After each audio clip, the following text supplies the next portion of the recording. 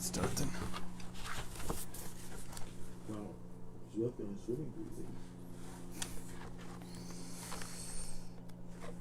So we're at the end of chapter 2. So we finished chapter 2, chapter 3. So chapter 3 is the Chiddush. How do you know that the Rebbe is going to say a Chiddush?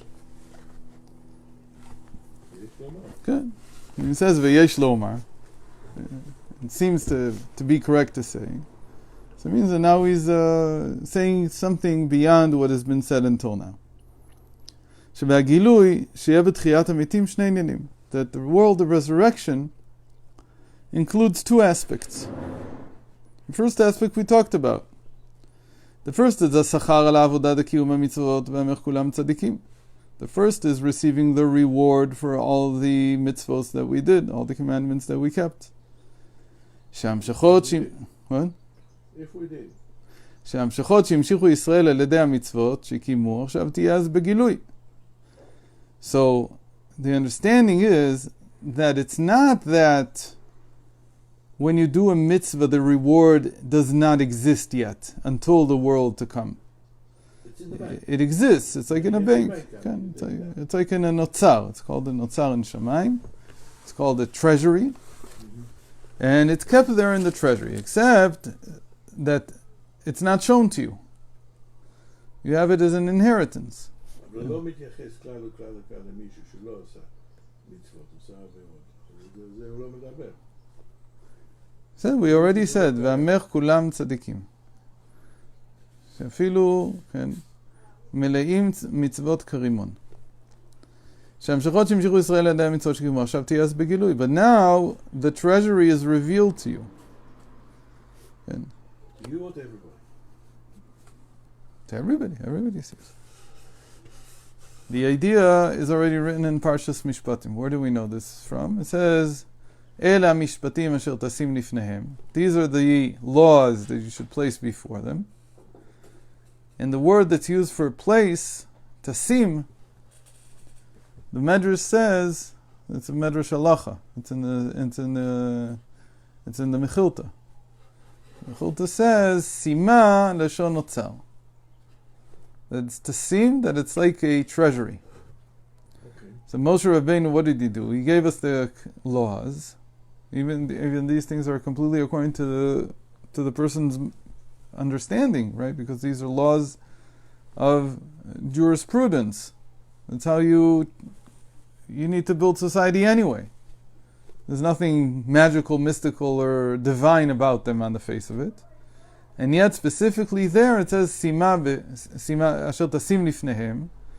You should place it in a treasury before them. That's what it means to... What does it mean? So explain to Chassidus that the treasury is... I've seen this in my Marim from the Rebbe Rayatz. But the idea is that whenever you do a mitzvah, even if it's just keeping ribis or something that's like very mundane, very down to earth, that when you sign a contract, you keep your word.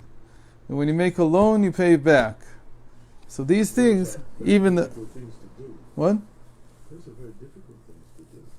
Difficult or not, the person understands that they can't have a working society if people don't keep these things. And yet, since they're commandments, every time you do this, there's something that is drawn down into the divine treasury, let's call it, the treasury of the soul. But you don't get to see it. It's just kept there. So if it's like that with things that are according to the mind, all the more so tefillin or Shabbos or things that the person wouldn't understand by himself how to do. So that was the first level, that you get to reveal the reward that was accumulating in your treasury. But through this, afterwards, they go up to a higher level. That the stature of the Jewish people would be revealed. And this is not related to the mitzvahs they did or didn't do. This is mitzad atzmam. It's from their very existence. Shehem netzer mata'ai ma'aseh yadai litfer. that they are the root of my vineyard or my orchard, the work of my hands, the beautiful work of my hands. And this is much higher than the reward that's drawn down by keeping a mitzvah. V'yesh le'osif. So it says it's not just yesh lomar. That's klali. Ken, it's for everybody equally. Here you say no. Sovev already was the sachar. Okay, sovev was the sachar. Was the seeing the reward. Seeing the reward is already a state of sovev, because the reward already existed. Because the reward is what created the world to come, the world of the resurrection. But seeing it, being able to see it, meaning what would sovev be like? Sovev was like the literal meaning of the word sovev, not the literal. I guess it is. It's the literal meaning. Well, no, it's not. I have to take it back. It's not the literal meaning. It's a meaning that the Jewish philosophy of the Middle Ages took for this word. When you say sovev umesuvav, siba umesuvav. When you say sovev, you mean the cause. Again, the word sovev also means the cause. Again, this is not the literal meaning. The literal meaning is it encircles, but it also means the cause. Now, what would it look like? For many generations, they thought that if you drop a kilogram of metal, or you drop a kilogram of paper, or something else that's lighter, that seems to be lighter than metal, from a high place, who should reach the ground first? So Aristotle and everybody along those lines of thinking thought that whatever is heavier should reach the earth first. Okay. But then came Galileo, and there's a myth that he went up to the Tower of Pisa, and he dropped them, and he saw that they arrived at the same time. Okay. So what's going on? So that was the first shot in Newton figuring out that the laws of gravity are the same for every single object. The only thing that matters is the mass. It's how much mass there is. That's what matters. And so the terminal velocity is the same, and the acceleration is the same. Everything is the same. It all only depends on mass. So F equals ma. That's all there is. The only thing that changes, and in the case of gravity, F equals the force exerted on the object, is equal to the mass times g, which is a universal constant. So there's some sort of failing in that, because certain things have aerodynamic. That's a different question. The resistance. But we're talking about you'd make two blocks. It had the same features, the same mechanical features. Okay, same drag in the air. So what happened? That science suddenly broke away from the picture of memale. Science until the Middle Ages, until the Renaissance. Sorry, not for the. No, but memale says it's different for each person. Memale says each person integrates based on who they are. They don't understand the same. So the initial thinking was that nature acts like we humans understand, that each person is different. So if you have metal and you have wood, they can't be the same. Okay? The whole concept behind modern science is that sadna de'ara chadu, that the way of the earth is one. Okay? You're looking for generalities. You're looking for a way to extrapolate the general rule. What is the general rule? The general rule is one that governs everybody equally. Okay? In that sense, it's sovev, because it's both. The meaning of that word is a cause. What's the cause behind gravity? We have this theory of gravity, and this is the cause. And it's soviv in the sense that it's equal. It's an equal opportunity employer. It employs everybody the same. It affects everybody the same. What are the changes? The changes are non-essential, meaning if you have more mass or less mass, that's a non-essential fact about you. If I put on a kilogram, I take off a kilogram, gravity is going to affect me differently because my mass changed. But everybody understands that I'm still the same person. Okay? So it's non-specific in the sense that it doesn't care about anything that matters, anything essential, and it treats everybody the same. There's been a tendency in law to go in the same direction. Because it worked so well in science, so lawmakers want to do the same thing. That's the idea behind democracy. Democracy is an attempt to say that the government should treat everybody equally, exactly the way that nature treats everybody equally. That's why they call it natural law. It started by Rousseau, by Hume, by Locke, all these people. I don't remember who was against and who was for, but that was the whole discussion there. And then they came to this idea that the law, democracy means that the law should treat everybody equally. Well, it doesn't. Of course it doesn't. It can't, because it doesn't work that way. Human nature doesn't work that way. So really what you're doing is you're taking away the normative advantage that there is to being human. What was the normal advantage always? That you said that the people who are closest to me, I treat them differently than the people that are further away from me. That's human nature. And law can't be any different. It can't do it. And there's no way to do it. When you try to do it, then you lose your humanity. You become like nature. You become, and we all know that doesn't work, right? It was tried many times. By the way, that was the story of the Tower of Babel, right? In Tower of Babel, it says, "Vayichol haaretz sefachat udvarim achadim." That there was one language and one word, or one words. What do they mean? It means they treated everybody the same way, like a brick. You're a cog in the machine. It's a terrible way to be treated. People don't want to be treated this way. Imagine that if it was really this way, then people would lose their humanity. Because the whole point is that you come to before a judge, and he has to weigh things in a human way, not just a blind. He's not the blind force of gravity in the world. Okay? So there, in the soviv, in nature, there is such a thing, that it treats everybody equally. Okay? So that's why soviv is both a cause, because you're looking for a cause, and you're looking for one that's general. But here what we're saying is that I'm only looking for the cause aspect of it. I'm not so much looking for the general aspect of it. Meaning what we want to set apart is that the Jewish people are different. It's as if science would come to a realization, this is the ultimate understanding, which you can't say is soviv,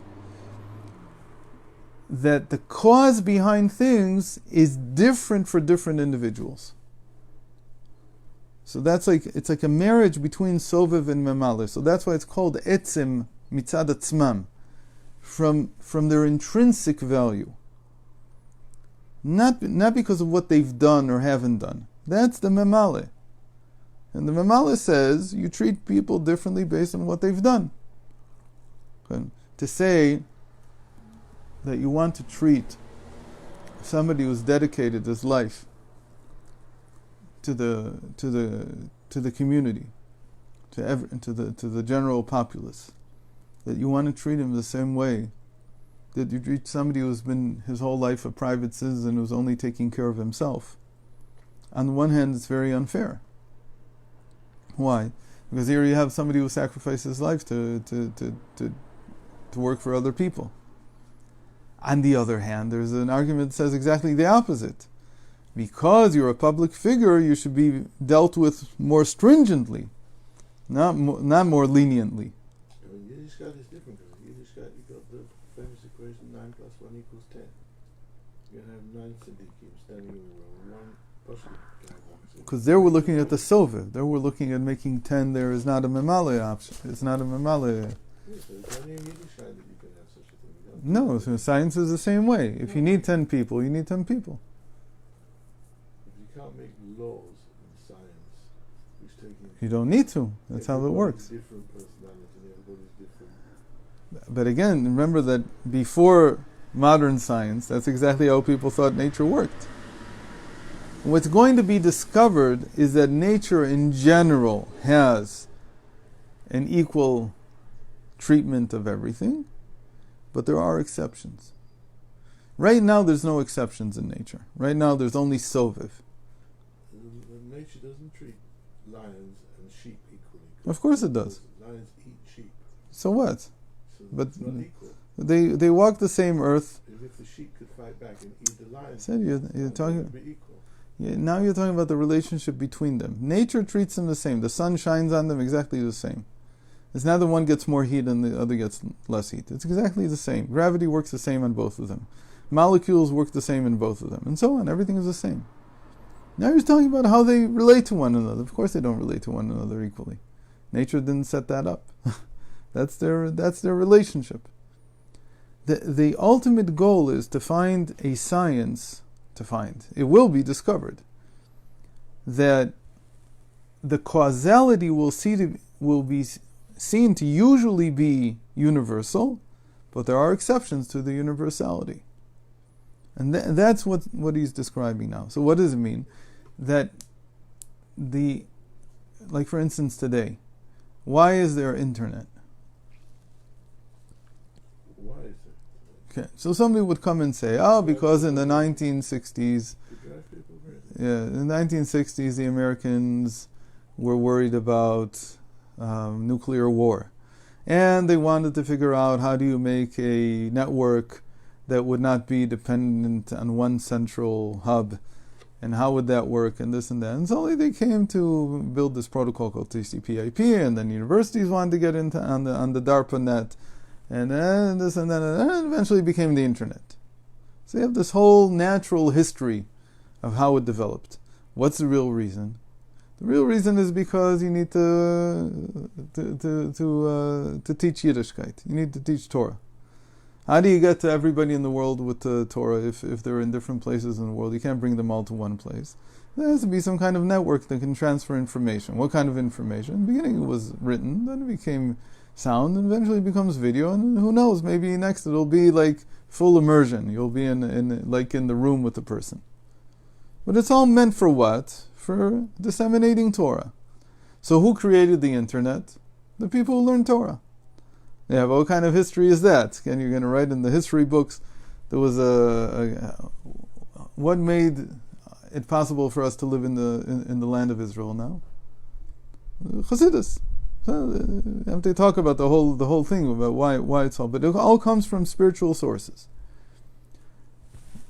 If you say that to a historian, you say that to somebody who's working in science, and say, nonsense, it didn't work that way. Why? Because he can't see the cause underlying everything. Why can't he see the cause? Because for him, all actions are equal. There's no difference. And there's no actions that I saw there that affected what happened here. Meaning, a guy sitting in Lithuania learning,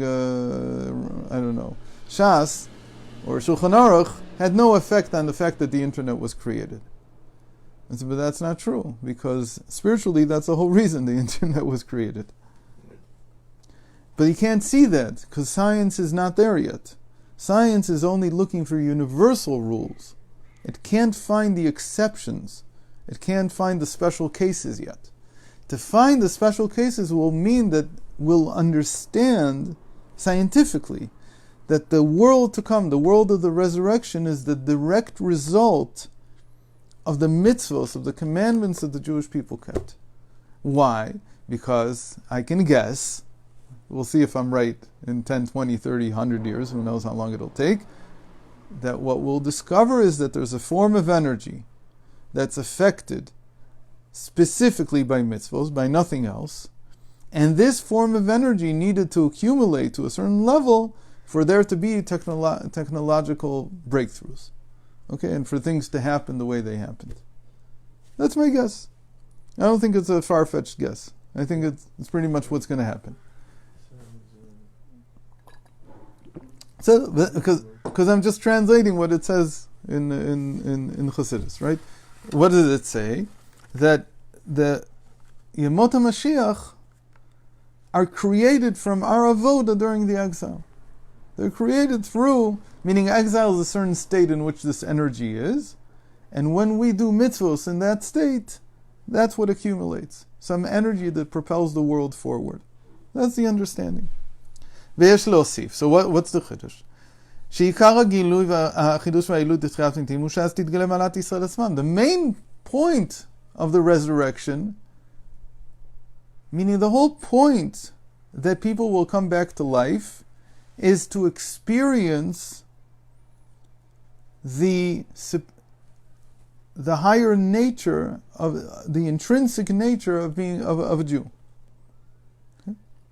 דגילוי המשכה שנמשכת על ידי המצוות יהיה גם בימות המשיח קודם זמן התחייה. Because we know, as it says in Netanya, and it says it in many places, that the revelation of the reward for the mitzvahs that we do while in exile is already revealed to an extent in the times of Mashiach. It's already revealed to an extent. It's like what we see now. There's some revelation of it already. Like we said, the mitzvahs that were kept for a long, long time allowed us to come back to Eretz Yisrael. That's the whole idea, that it's not by our ratzon. Okay? The Friedrich Rebbe used to say, we didn't go into exile out of our choice, and we don't come back out of our choice. People say, what do you mean? I came back because I wanted to. No. Because what you wanted to was to fulfill a situation that allowed you already to do that. What caused that situation? Not your choice. What do you mean not my choice? The mitzvahs that you did. The mitzvahs that you did were not by your choice. Why not? Because you don't choose to do the mitzvahs. It's not your ratzon, it's Hashem's ratzon. Everybody's got free choice. Can, but we're not talking about the free choice in the sense of, are you responsible for what you did? We're talking about whether it is in your power to do it. That's what he means. We didn't. No one had power to throw us out, and we don't have the power to bring us ourselves back. That's what he's talking about when he says will. Okay? We didn't want. It's not out of our free choice that we left, and we're not going to come back out of our free choice. Meaning we're responsible for what we do. Of course, the guy who decided to move, my grandfather, who decided in 1920 that he's leaving Hungary and he's coming to Eretz Yisrael. It's his free choice. Nobody, I don't think anybody forced him. Okay, but he was powerless to do it. He couldn't have decided suddenly by himself to go and do this, because there had to be something that happened in the world that allowed him to fulfill this choice. Which is what? That it became possible to even come here. Okay? It wasn't possible for 2,000 years. Why was it not possible? Because there was something going on. We don't understand. Well, why couldn't they have come back, 2 generations later? What was the big deal? They were in Babylon. To get from Babylon to Europe or to North Africa, they had to pass through Eretz Yisrael in one way or another, either north of it, south of it, through it, whatever it was. Why didn't they just stay? Because there were no conditions for it, whatever the state was. The state of affairs was such that they couldn't stay here. There was no food. The land was barren. I don't know, the million things. The bottom line was they could choose to come, but they couldn't stay. There was no way to hold on to the land. He says, the fact that we can now hold on to this land, that the land suddenly became fruitful again, and that it's a good and habitable land, that's something that wasn't in our power. And that was created by the mitzvahs that we did. That was created by the commandments. So what kind of energy accumulated in the background for 2,000 years? Again, I don't know. It's yet to be discovered. Physically, are we going to find a spectrometer that can measure it? Maybe. There's all talk of dark energy. Just recently, I think 2 weeks ago, the first experiment that thinks that measured it. So who knows? Maybe that's the energy. Maybe that's the energy we're looking for, this thing called dark energy. And suddenly you'll see that it's not even a field, but it's affected by a person putting on tefillin. Who knows? I don't know. Anyway, the point is that seeing the results of the mitzvos you already see in the times of Mashiach. And that's before the resurrection. Chamvar Batanya says in Tanya,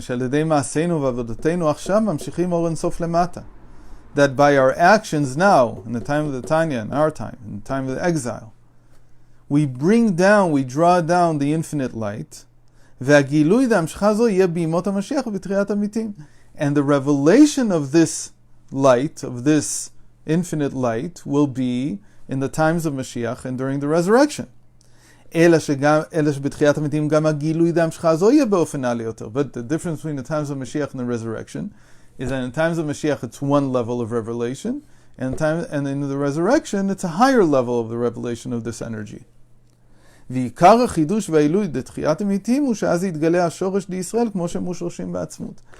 chidush is that after the resurrection, once the resurrection is going on, what you see is how the Jewish soul is part of God's essence. That's what will begin to be seen. And it will be seen in such a way that it's higher than Sovev. It's not just causality, it's prejudiced or biased causality. You'll see the causes are different for different souls. You'll see that things work differently. Everybody's different? So the differences between the Jews and the non-Jews. That's the difference that will be seen. Between the Jews themselves, there will be no difference. And that's very important. In the Atzmus, there's no difference between different souls. ויש לומר, מה שכתוב בכמה דרושים מובא לעין שבתחיית המתים יהיה גילוי המשכה שנמשכת על ידי קיום המצוות, ושם מדובר בהשכר לישראל שיהיה בעולם הבא עבור עבודתם בתורה ומצוות בעולם הזה. So he says that what will be revealed in the first stage of the resurrection, the world of resurrection, is the reward for the mitzvos that were done, for the commandments that were done. But what will be revealed in the higher state of the resurrection, the fifth stage here, because we're actually dividing the world of resurrection into two now. So the fifth stage is not for the reward for the mitzvos. Very important. I lost track. Say that again. The higher state that he's now talking about, Netzer Mata'ai, Ma'aseh Yadai Litpa'er, that will reveal the intrinsic value of the Jewish soul. But where are you now? You're in Gan Eden or you're in resurrection? We're in the resurrection. We're not talking about the Gan Eden. Gan Eden's... In the resurrection, he's saying there's two stages.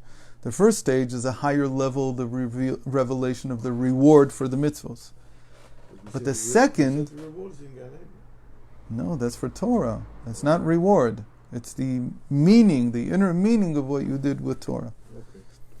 No, Torah is a mitzvah you don't get in Gan Eden. Again, you only get in anything that's a mitzvah, that's a commandment, you can only get in the world of resurrection.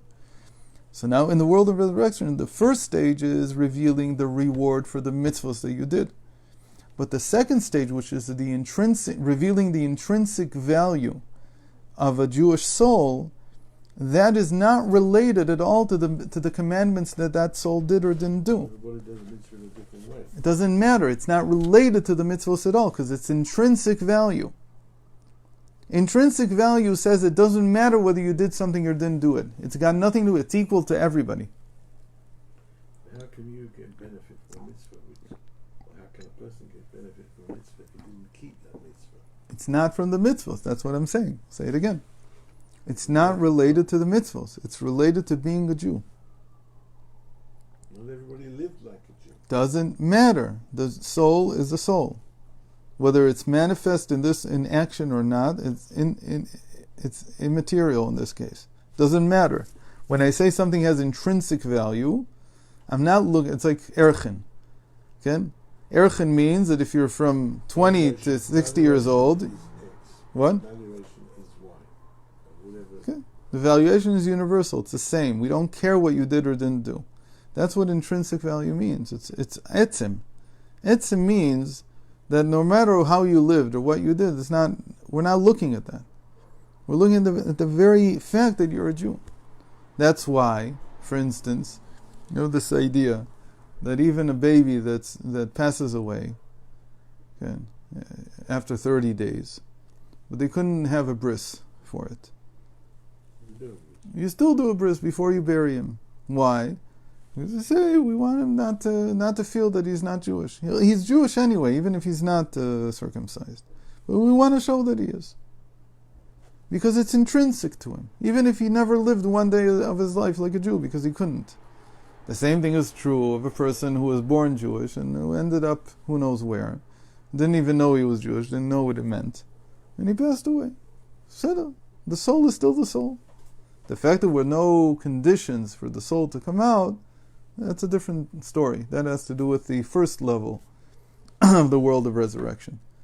But the higher level, he says here, the fifth level, right? This is the fifth one, because we have this world, Garden of Eden, which is the state of the soul in the afterlife.